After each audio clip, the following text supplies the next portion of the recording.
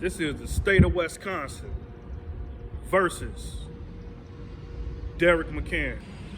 My name is Derrick McCann. Many know me as Lil Rel. But did you know my true story? Derrick McCann.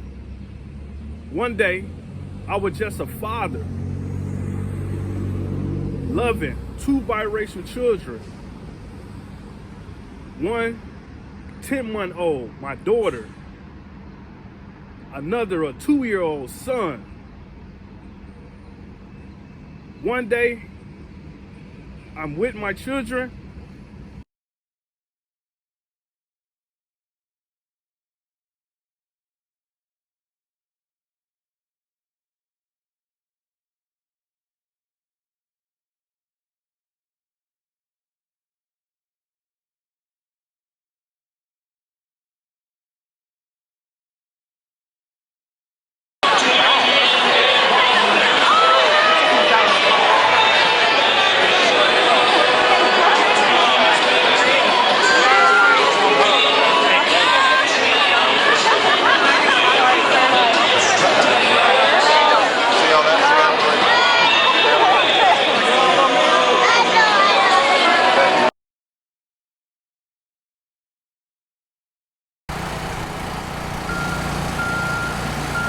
On the surface, it's nothing more than your average construction site.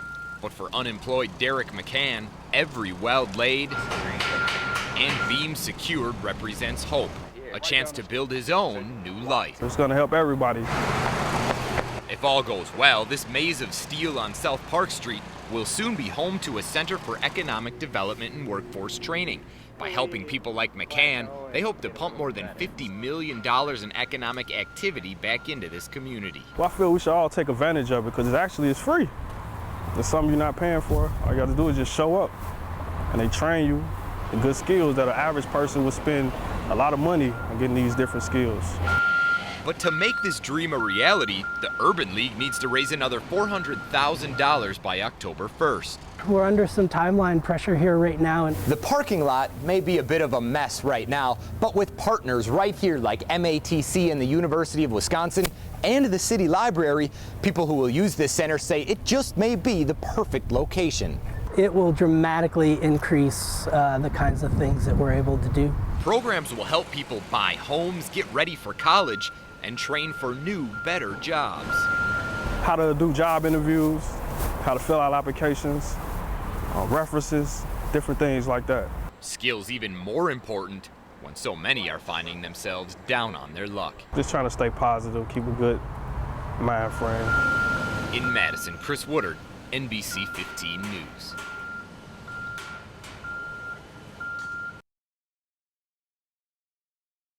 You know, who gonna hear my adversity and justice? Who actually cares in Wisconsin? I think back, just a teen so young, I was attacked. You know, I think about this woman attacked me, and as a man, we don't supposed to show pain. We don't supposed to show that we were scared, but I was scared for my life.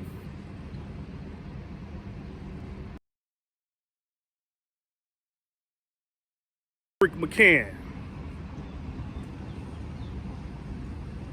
and I deserve a pardon in Wisconsin. When I was 18, I think back, just a teen so young, I was attacked. You know, I think about this woman attacked me, and as a man, we don't supposed to show pain. We don't supposed to show that we were scared, but I was scared for my life. And injustice. My ex took my kids. Her reflection looked Caucasian. That favored her in the court. It was the place. 2004. Kids little. You know, as I close my eyes, kids little. You know, being cheated on. Man laying in my bed here. You know. I remember the case, you know, that I took a plea bargain for a felony. 2nd degree endangering safety. You know, my public defender said that I stood over this woman and choked her by her neck with 2 hands. It's not true.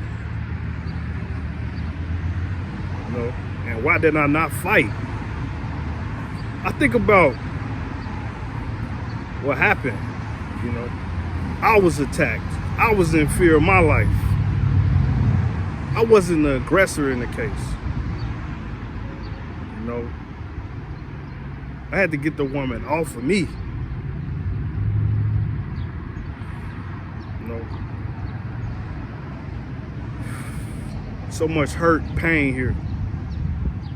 In 2022, this place is abandoned. This place is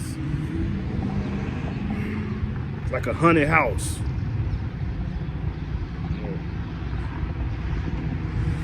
I could remember one time having the police called on me, and maybe a dozen police came in my basement just over a disagreement. You know, my ex called the police, and all these guns in my face in my basement, and then found out nothing happened, and they just leave.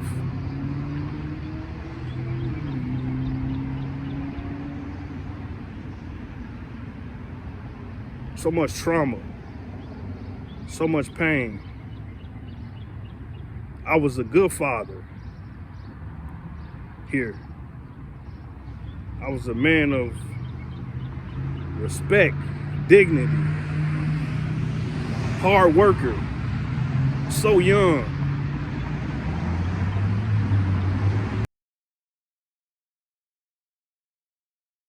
I remember here, this same home, I had a ferret that I bought. You know, I called him Benjamin. And getting a call from my ex,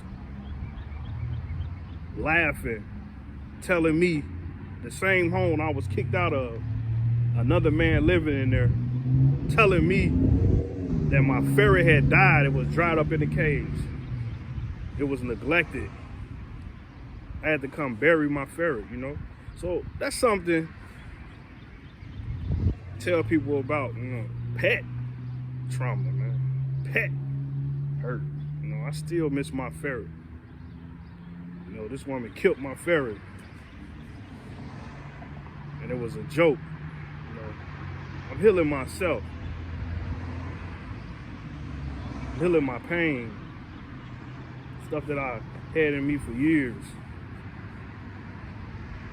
The world got to know who the real Derrick McCann is.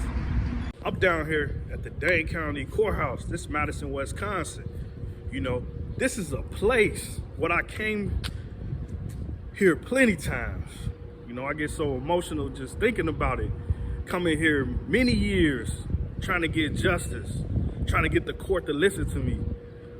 You know, and the system just failed me in Wisconsin.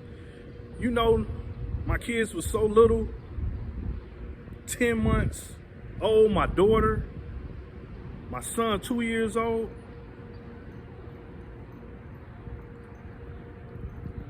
You know, it'll be over 17 years now since I'm still fighting for someone to listen. And my kids are adults now.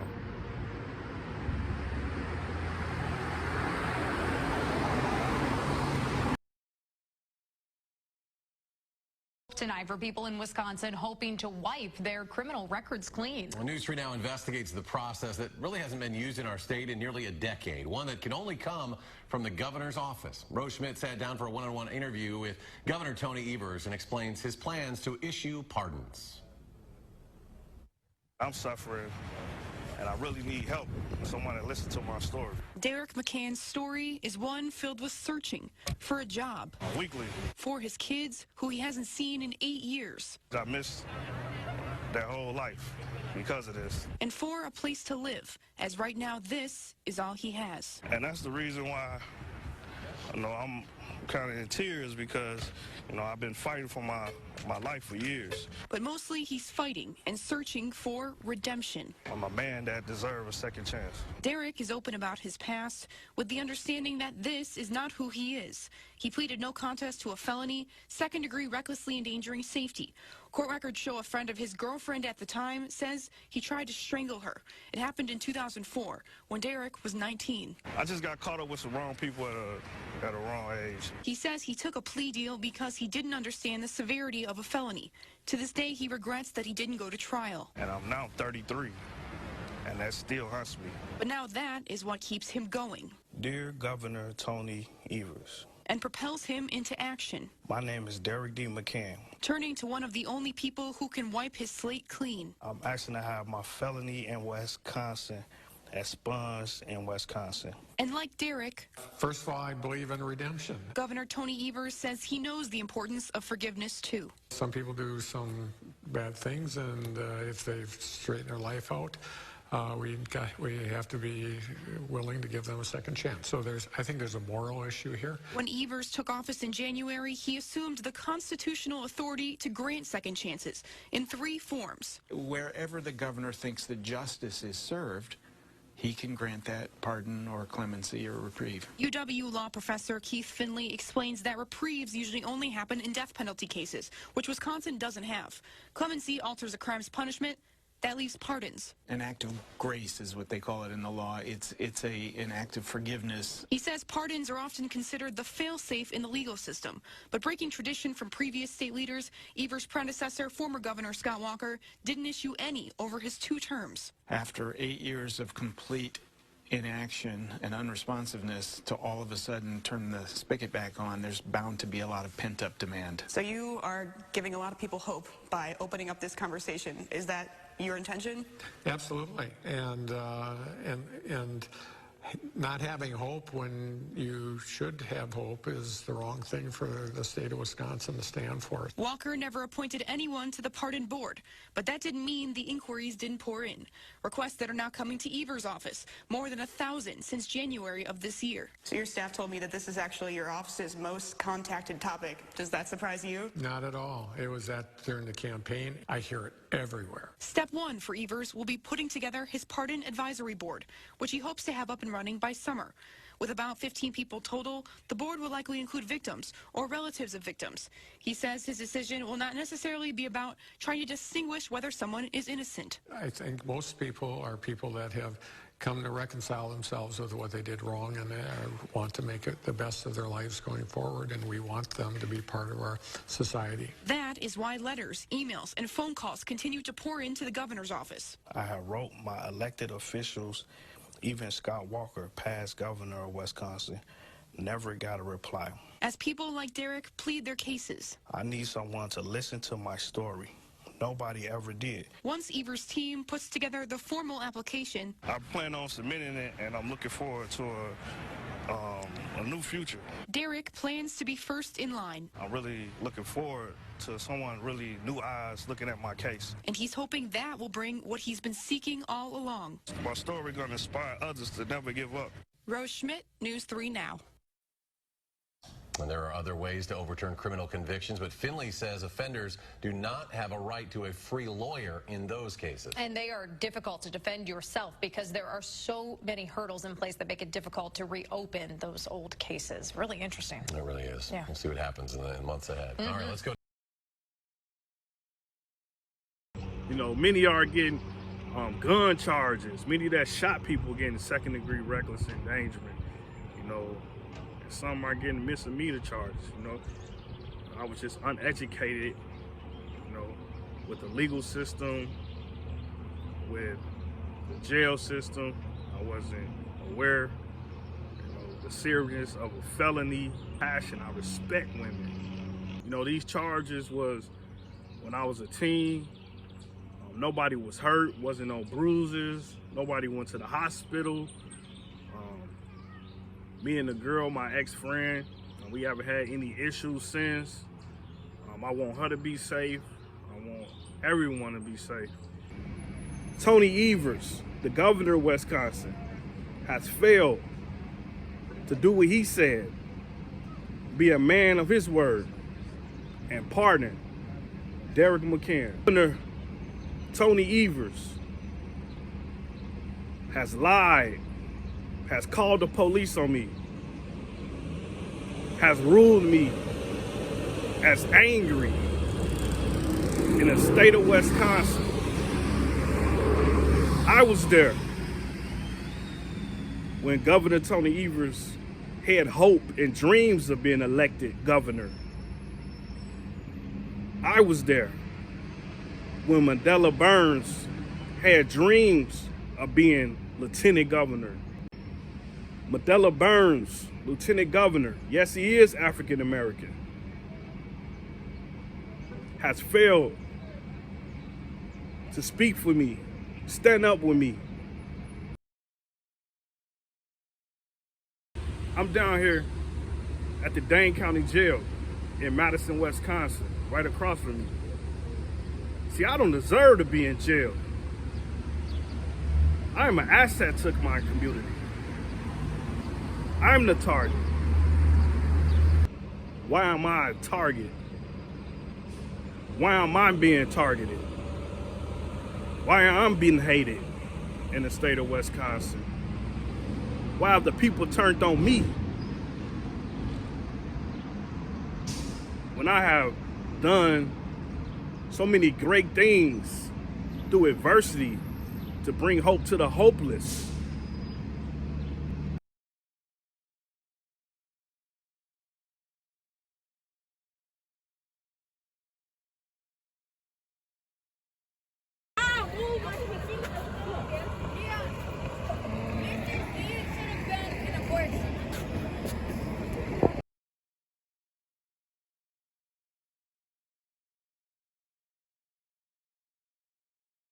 About midnight or so, and they come in clumps, you know, a group of 2 or 3 friends, a group of 5 friends.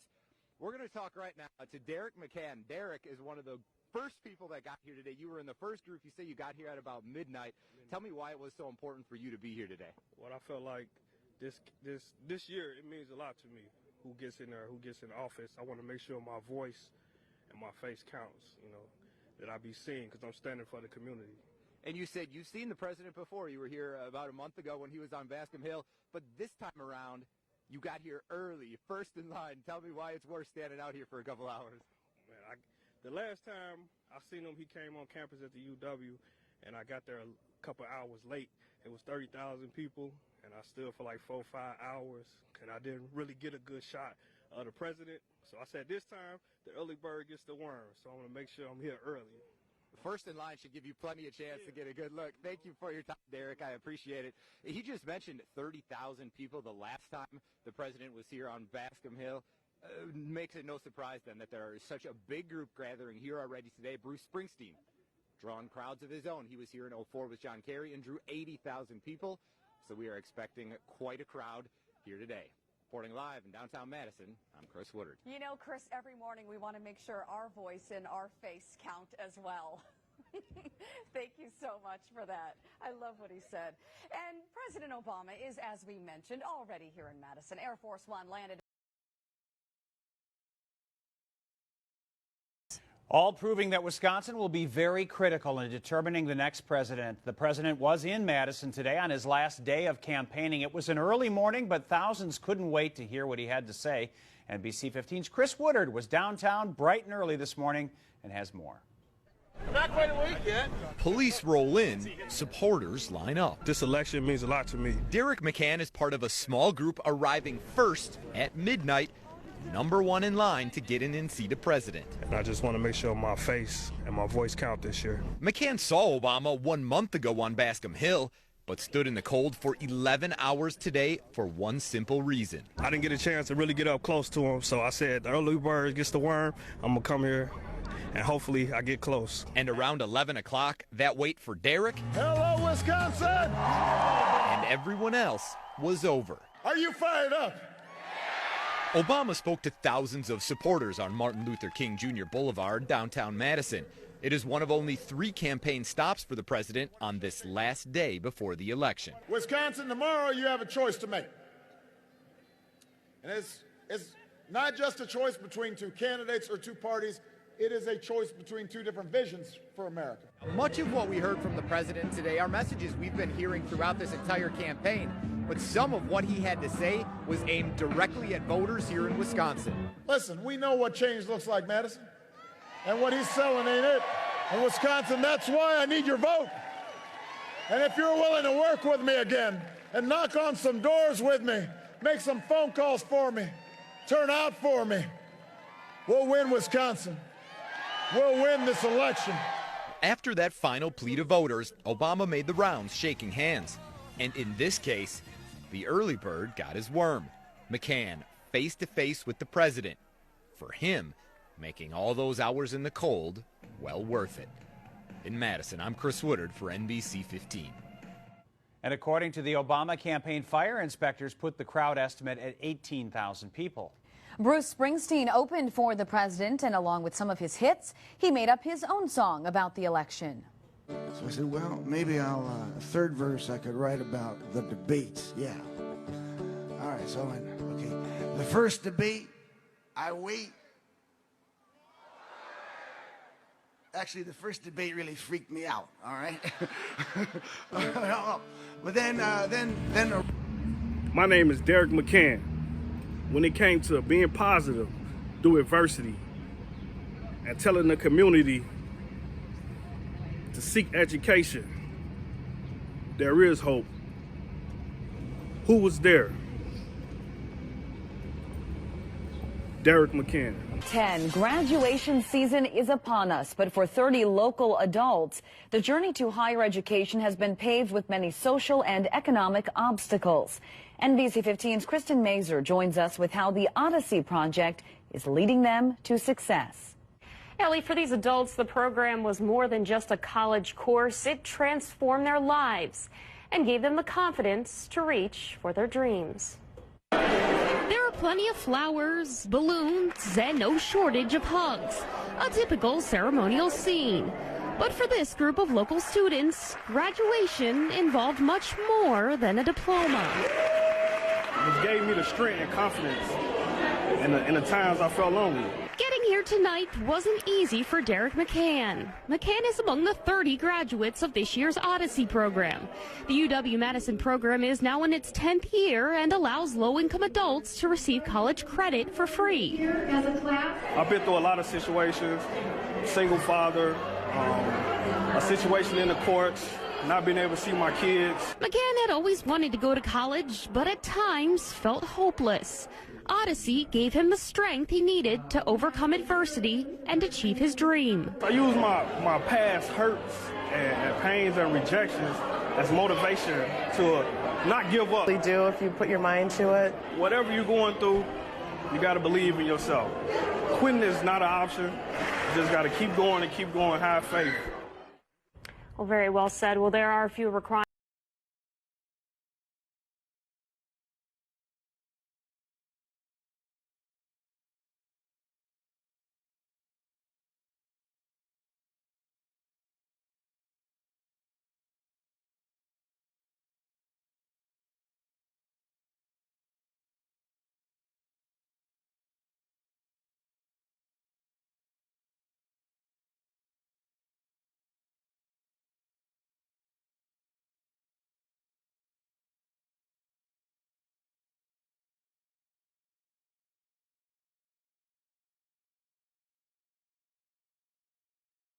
When it came to leading a peaceful protest, who was there?